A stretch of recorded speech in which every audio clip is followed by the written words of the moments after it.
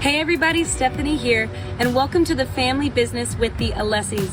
Listen, us moms, we have a lot going on. I'm an example of it right now. I'm having to film this video with my baby in my arm and on my cell phone. But we wanted to bless our mothers with a podcast with my mom, Mary Alessi, and my grandma, Faith Fredrick. This is going to bless you immensely as our Mother's Day is coming up. So enjoy the Family Business with the Alessis with my mom, Mary Alessi, and my grandmother, Faith Fredrick.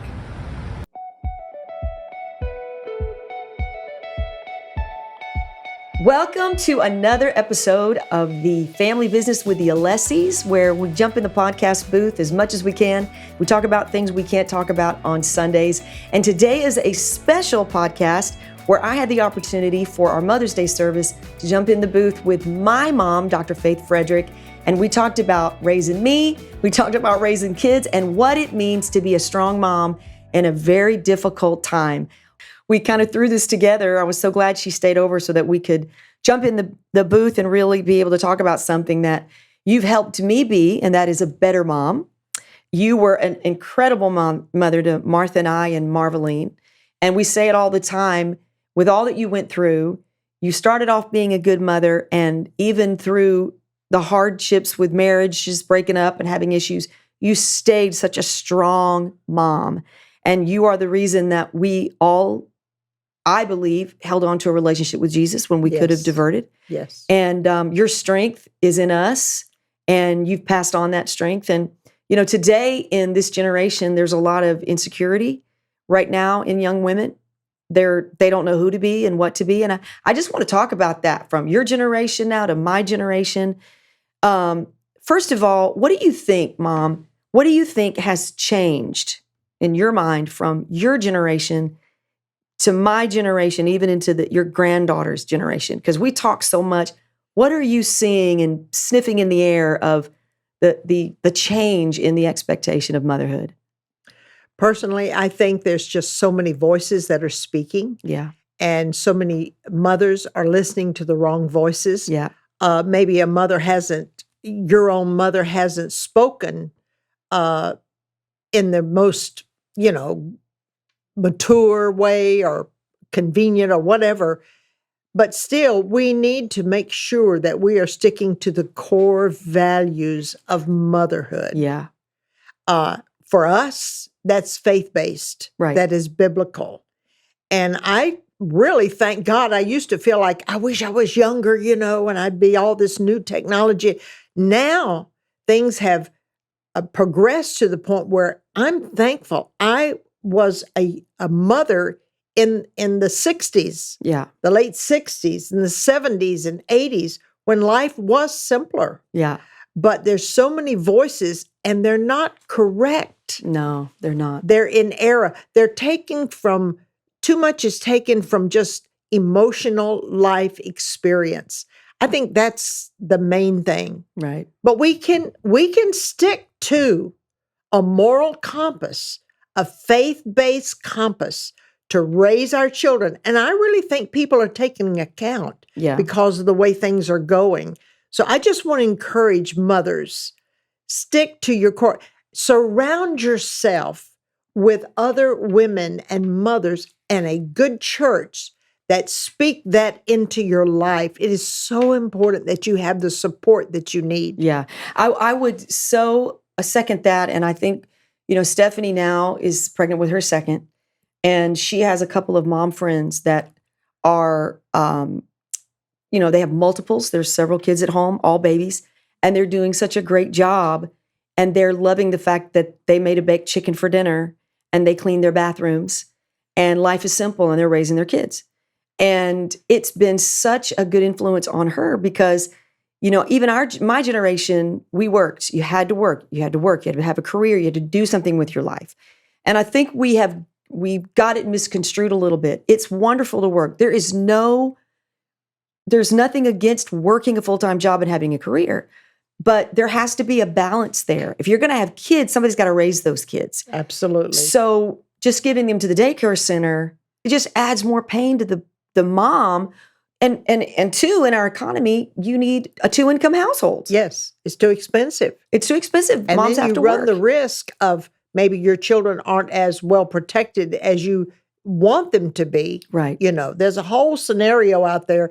And to me, at my age, having gone through to the point now, I am a great grandmother Right. many times over.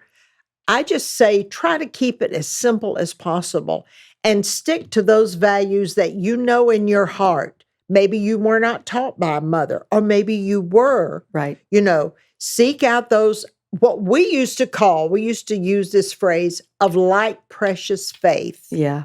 Those that believe and can fortify that motherhood. Yeah. Not demonize you, but fortify the motherhood. And because, this is going to last until the day you die. Yeah, that's right, Mom. That relationship is, that entity is there. Yeah. That little boy, that little That's girl it. is part of your life to the day you die. Yes. I remember you saying when we were raising the kids and they were small, I remember you telling me, you think you love them now. They'd be 4, 5, 10. You think you love them now. You have no idea. Every year that goes by, every decade, every season of their lives, you only love your children more. And you don't really have a scope of and sequence of understanding that until you get there. There's Right. some things you won't know and believe are true until you get there. Right. And so truth doesn't truly become relative and fit until you get to that season of life when you go, my mother was right. All this time, man, she was right. You don't know until you get there. And I'm at this season, I'm watching Stephanie have babies, and I look forward to the day I see Lauren and Gabby have babies, get married. I'm watching Rochelle and Christopher have children. And it's just this whole part of me that is so open. It's another level. It is. It's another level, and it's a beautiful transition. It is. But I thought about, when you told me that I was going to be on the podcast today, I thought about, what is the one thing that I can say or impart that would be maybe out of the norm, or it would be the most impactful. And I want to say this: from the time your child is born, celebrate your child. Yeah. You don't have to have them consume your life. Right. That's a mistake. That's a mistake. But become part of their lives, but celebrate the moments and build into your children's thought processes the fact that they are to be celebrated. Yes. You're cherished. You can still discipline. You can still say no. You still have to take. In fact, it's almost like a beautiful algebra, which I was not good at algebra, but I'm just saying, like a mathematical thing, that it all works together, and then you come up with the sum total, Yeah. And really, raising children is celebrating them. You still can discipline, but even in that discipline, you can actually say, what I see for you and what God sees for you, you're not going to get there if we don't discipline you. Right. And that's a beautiful way of presenting discipline. Right. And it builds them into say, I'm going somewhere. Right. God's got a call on me. And impart to your children, even in their bedtime stories, is a wonderful way to impart the fact that God calls people. And you're his child, so he's called you. Build into them that expectation of a call. They may never stand behind a pulpit, and this has been the era of the church. We feel like that's the only calling. No, everyone is called. Right. Your purpose, and two, callings change. Well, I think it builds a center and a confidence when you just say there's a purpose in you. Oh, yes. And your purpose is to honor and glorify God and behave and honor your parents. But what do you say to the young mother? I know what you say, but I want you to say it, to the young mom who is dealing right now with an attitudinal, bratty little girl or little boy, and they're struggling with either being strong enough, knowing, am I being too strong? How do I celebrate them? How do I affirm them? You dealt with 3 daughters, twins, and our older sister. And we had our moments with attitude and difficulty. Mm-hmm. And you did it. You had a way of really sitting us down, sometimes at bedtime, and having these conversations. Sometimes on the run. But I can remember having conversation about, what was that today? And, let's go back and not that we would get in the mire of our feelings and emotions. You were always good about saying, we're not going to let emotions run rampant in our house. Speak to that a little bit. Well, I can remember as a girl, and I began to, as a little tiny kid, I began to ding, ding, ding, ding, play the piano on everything around me. And so my mother was so excited because they were not musicians, and she enrolled me with a teacher. And so I took piano for many years. And then she said, so she played off that. God is going to use you. Yes. God is going to use you. So by the time I was 12 years old, I was playing in children's church. Yeah. By the time I was 15, the pastor had elevated me and with instruction, and I was playing in church. So that was the groundswell of God's going to use you somewhere. And I remember when, I forget the age I was, but I was in junior high school, and football was big in our little town. And I set my sight on being a cheerleader. And I would practice, Lord. and oh my goodness, I'd get the cheers, and so tryouts were coming, and I presented to my parents that I was going to try out. Well, my dad looked at me and said, "No way, Jose." Now, his reasoning was different than my mother's, although she had the same as him, but she had another level. But with him there's no way you're putting on that short skirt and getting on those buses with those football players going. It was just sob. Man, I was so mad at him. But my mother brought in, she was always the salve. Yeah. She would salve, come in, and she'd say, "Okay, Faith," because I was driven. I was motivated. And the only reason I didn't move into a real rebellious stage is because God had done a work in me at a youth camp. Yeah. And it yielded my spirit. But still, I had that adventuresome, There's that youth camp plug. Get your kids to youth camp. Yes. And God called me there. I didn't know for what. But I can remember my mother taking me aside, not one time, but many times. Yes. And she would deal with me. She'd say, "Faith, do you feel that you have a call?" And she was very coy. "You have a call." "Yes, I want to be used by the Lord. I want to minister. I don't know how, where, And I mean, that was in the day. It was so different than today. I know. Almost like homemade. Yeah. And she would say, "Do you feel like when you get out there and you yell and scream in the humid air," she would just draw it out. Yeah. "And you're just screaming and hollering, do you think that's going to really help your throat to sing?" Because I felt like I was going to sing for the Lord. "You're going to sing for the Lord and everything." And I'd say, "Yeah, but I know how, But that's the way she would maneuver around rather than hit me head on. She'd say, "I really feel like God has something special for you." Yeah. And I remember her saying this. She said, "Your girlfriends," they were all cheerleaders. She said, "You know what? Where are they going to be in 10 years? Yes. Where do you want to be in 10 years?" And that was the kicker. Yeah. That was the kicker. She, even in not well-educated parents, not people of the world, Right. had wisdom. Amazing wisdom. Amazing wisdom. Yeah, they Daddy did. would just say, "No, Right. you're not wearing this." Yes. No. And she would come in, not compromising, but come in with a attitude of not compromise, but let's look at it from the other way, and let's look at it from the perspective that God has called you. And you know what? You're not like these others. You're special. Yeah. God's done something. Didn't the Lord fill you with the Holy Spirit? Right. Didn't you do? Yeah. Didn't I hear you say? Yeah. And you know what? On Sunday, when you get in there and you play the piano for that service, what do you want? Yeah. That's what saved me. I remember Martha telling me a story recently about you guys were sitting at a restaurant and you were talking about your mother and how she parented you, and you were sharing with Martha about raising young girls and when they get hormonal and because you were a strong, very strong-willed child. Very strong. And you were sharing with Martha just kind of the resources and the style.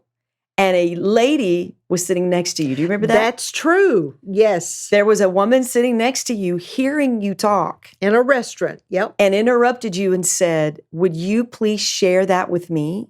I'm raising my daughter." Didn't that happen that way? Yes. She said, I've just never heard that. That is wonderful. Please share that again. And share it again. Yeah. Do you remember what that was?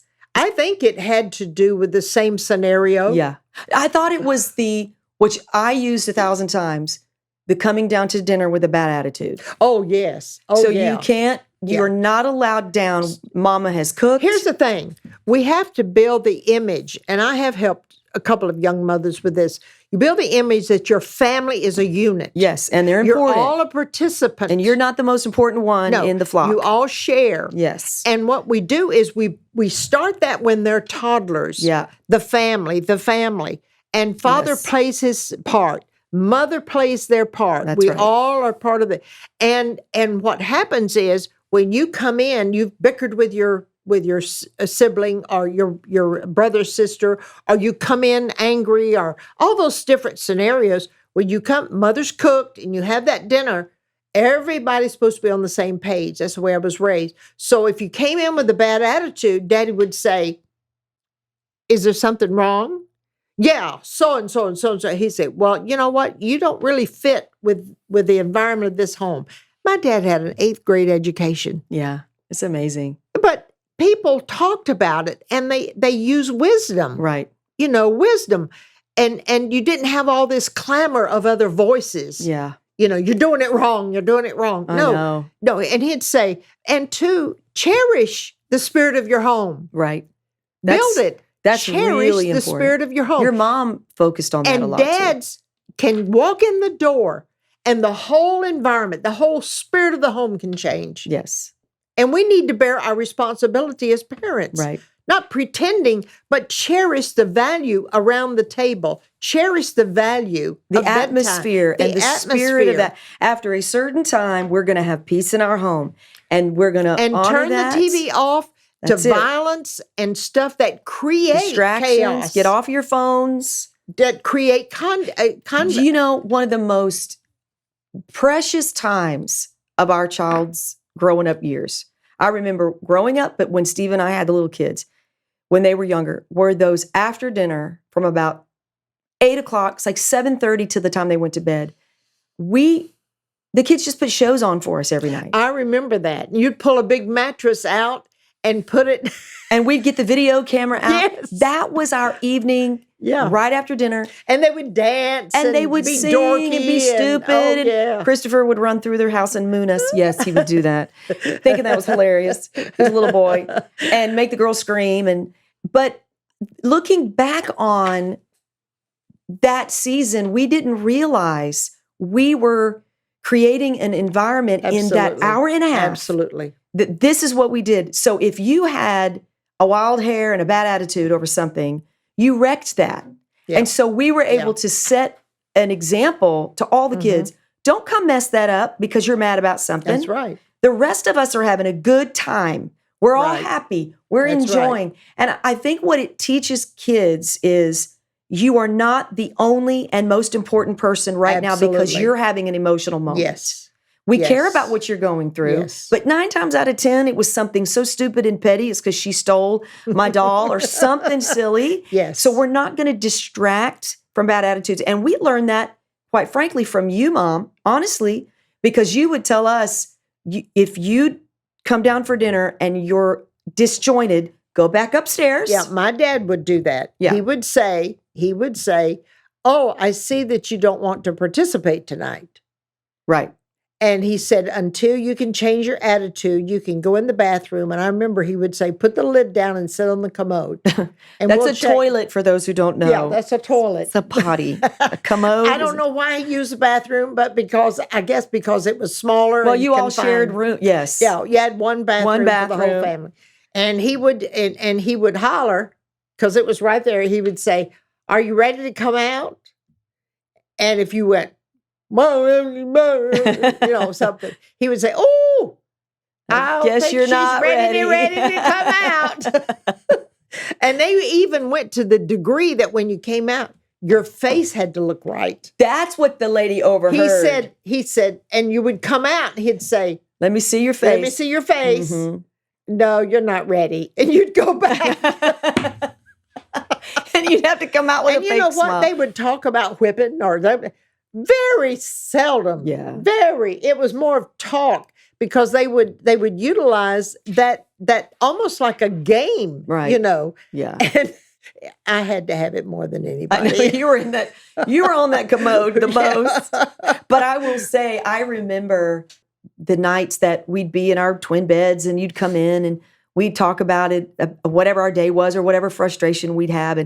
And you would just walk us through it and always come back to your feelings they're fleeting. Your feelings don't command your situation. They're just feelings, girls. They're just emotions. You're going to wake up in the morning. I have to tell this story with you here because I think I've told it before.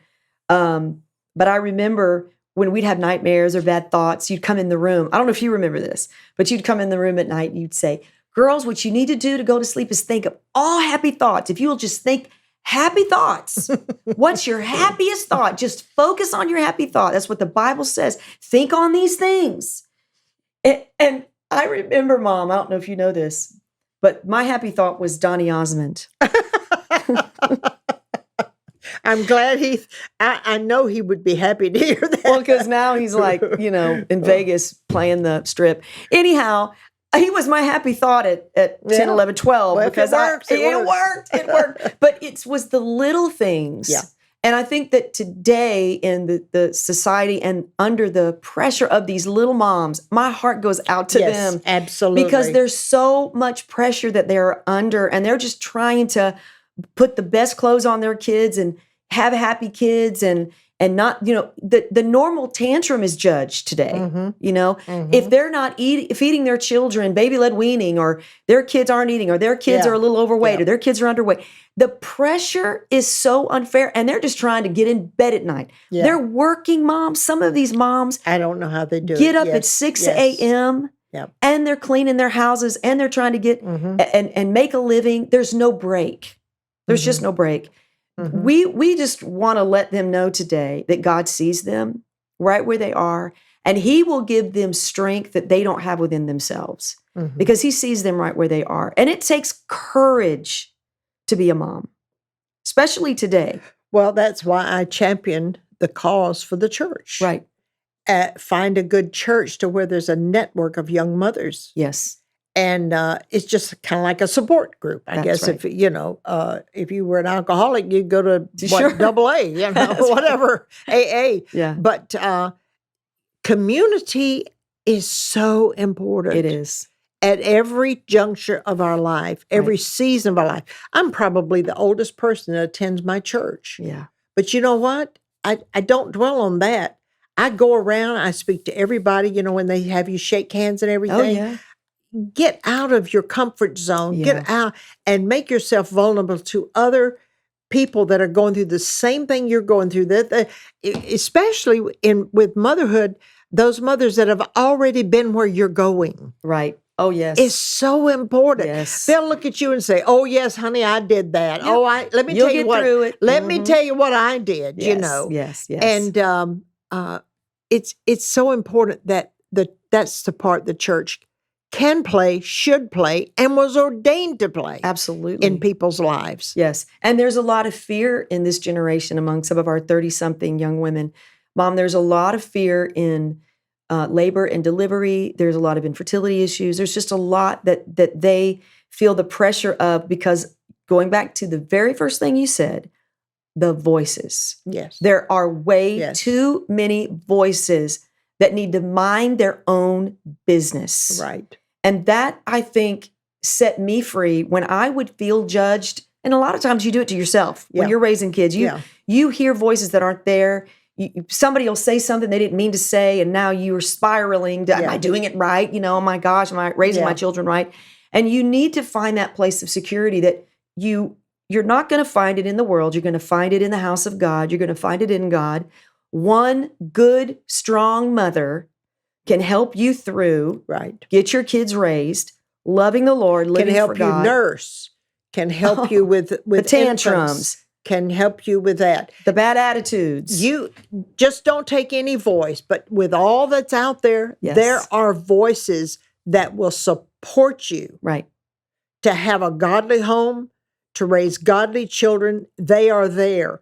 I can remember when you were born, it was a surprise. In those days, there was no such thing as a sonogram. Right. So the only thing you did, you went in and into labor and big as a house, and they would say, well, I guess you're going to have a big boy. And then hours and hours and hours later, they decided, wait a minute, we better x-ray her. And then there's two. Born 6'9" and 6'10". Well, why they couldn't figure that out, I don't know. And then I was a week late. So it was God's hand that protected me. But we were all in such a tizzy. Yeah. My mother, my mother-in-law, everybody was in shock because here you have two big babies. Everybody's healthy. And you weren't prepared. I totally unprepared. And I'm laying there. You usually stayed in the hospital about 3 days. And I'm laying there, and this nurse comes in and says, are you going to breastfeed? Well, it's hard to believe, but nobody had brought that up. Nobody had discussed that, even for one. And with two, I'm going, this is impossible. I had no idea. And an older nurse came in, and she was going to help me.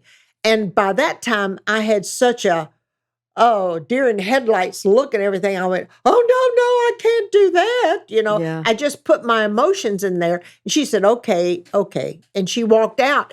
However, if I had stopped and said, what are you talking about? Yes. Is there a possibility? So I always felt like I was robbed in that. So here we do all the bottles and all the work and everything.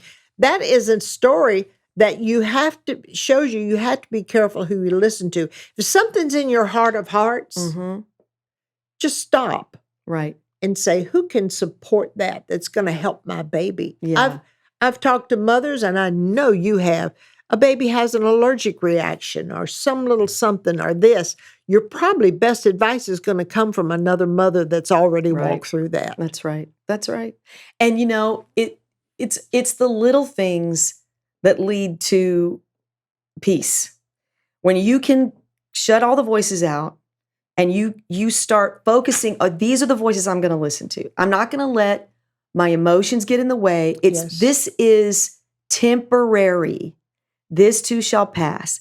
And I remember something you used to tell me all the time, because when you would call me on the phone and we would talk, and the kids would always be quiet until we'd get on the phone, and then they'd start making noise. And I would get so mad. Mom, I'm sorry. I want to have a conversation with you, with these kids. And you would say to me, you better enjoy that sound, because there's going to be a lot more years without that sound in your home than with that sound in your home. Yeah. And I remember thinking, that's not possible. I'll think about that when I get there. Mm-hmm. Boy, is it true. Because when that sound stops, it stops hard. Yep. It stops abruptly. My mother used to say, as little ones, they'll stomp on your feet, but there'll come a day and they'll stomp on your heart. Oh my God! My mother used to say that. She had her own way of saying it, but it meant that it transfers, to your heart, but I just can't reinforce the fact that the church. The spirit of the church, even if it's not as perfect as you think you need it, serve. You told me that the other day. You said if young mothers would serve in their church, just maybe one time a month or something, and it would help, and they could become part of the answer, too. So put yourself out there and prove God. That's right.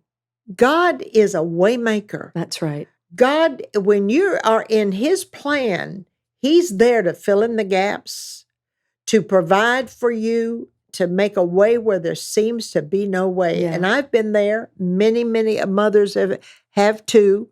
And I just say, celebrate your child at every phase of life. Yeah. Celebrate them. Yeah. And, we're going to close this moment out here, but I would say to honor you today as my mom. My mother-in-law as well, who's been a wonderful mother to Steve and an influence and a friend to you. The spirit of motherhood is a very powerful force.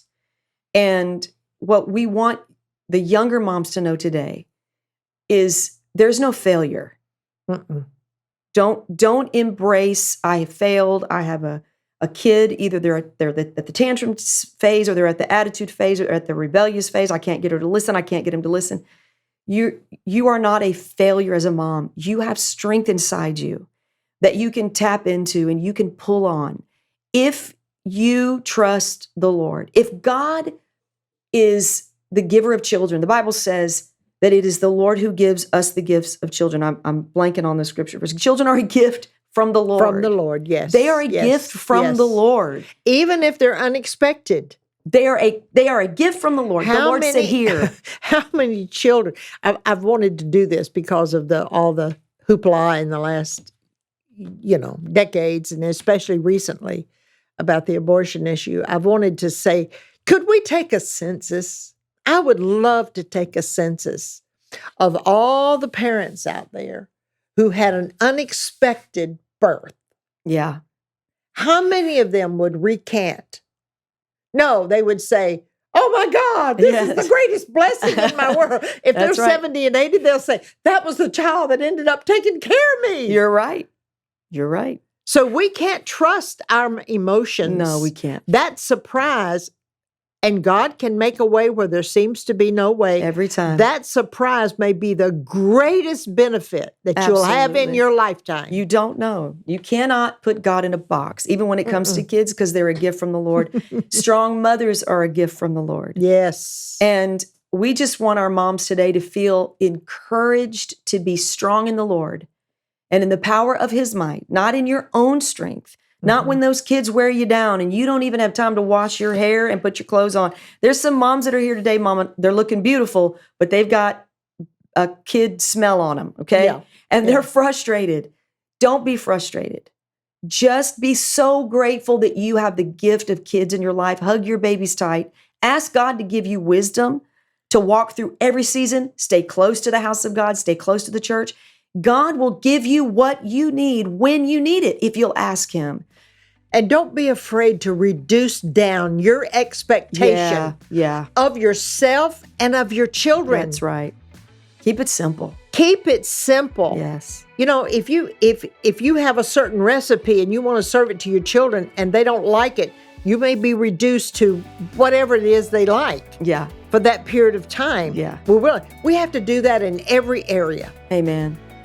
And be okay with that. That's right. Well, I know we've helped a lot of moms here today. Thank you for being the mom that you have been in our lives, and the grandmother and now the great-grandmother. It means more than anything. I never thought I would be in a season to say, I am so glad my granddaughter is in the arms of her great-grandmother. We hope you enjoyed today's episode. Go ahead and subscribe to our YouTube channel, like this video, and click on the notifications bell so you can be notified for all of our future videos. And if you loved today's topic, we have plenty more. And you can click on this link right here to watch all of our videos so you can learn why family is everybody's business.